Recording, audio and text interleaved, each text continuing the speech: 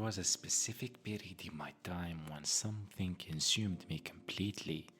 For stretches of hours, the world stopped, not as a metaphor, as a literal description of what I experienced. I was 14, was alone, had a book. I disappeared into it so completely that when I came back, the afternoon was gone. I have been chasing that feeling for 8 years. In different things, in different directions, nothing has matched it. Stendhal called what happened in that room crystallization, and Girard spent years explaining why the thing I've been chasing might not exist in the form I've been looking for.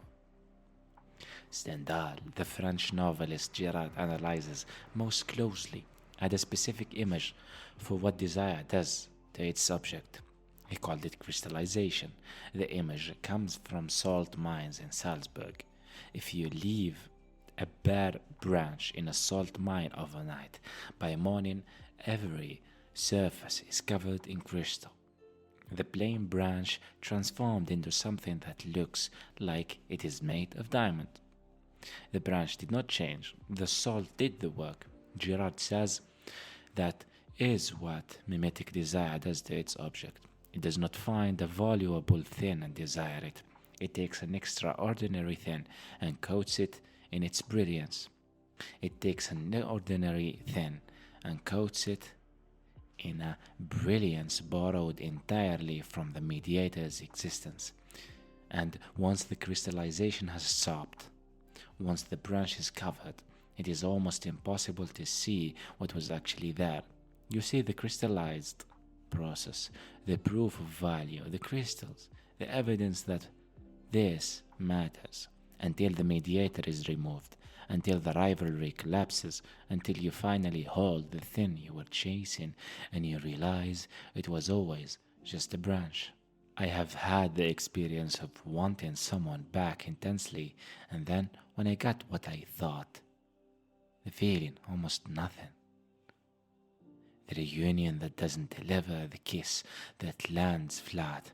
At the time, it feels like a failure of feeling. Girard says it is actually evidence that the feeling was never about the person. It was about the triangle. Remove the mediator and the crystallization dissolves.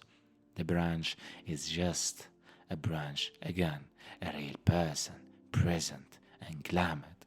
But here's the harder question. The book at 14. Was that crystallization too? Was there a mediator I'm not remembering?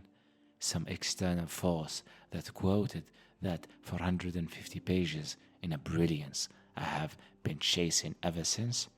Or was that the one thing in my life I felt without any triangle at all? I genuinely do not know. But Girard would say that the fact that I cannot stop measuring everything against that afternoon might itself be an answer. Girard's reading of crystallization leads somewhere uncomfortable. If desire quotes its objects with false brilliance borrowed from the triangle, then the most intense desire are always in some sense about the triangle rather than the object. The object is a vehicle, a carrier for something that has a different real target, which forces a question I cannot fully answer. What was the book at 14 actually giving me? Not the story, not even the prose. Something about the scale of it. A world large enough to hold everything I was carrying without shrinking it. And maybe what I've been chasing since is not that book. Not any specific object, but the feeling of being fully inside something, consumed, present, and irreversibly in it. Maybe the heat was always in the reaching, not in the thing reached for. I wrote something once that confuses me when I came out, dreaming of that same heat again that I never did. Never did, not lost, not had, and I couldn't find again, that I never did. Maybe the heat was never fully in any of the things I aimed it at. Maybe that heat was always in the aiming, in the being alive enough to want something that completely. Girard says the novelistic conversation, the moment the hero stops running, is not the moment he finds what he was looking for. It is the moment he sees the desire clearly enough to stop being destroyed by it. I'm not there yet. but I know what I am looking for now, which is something.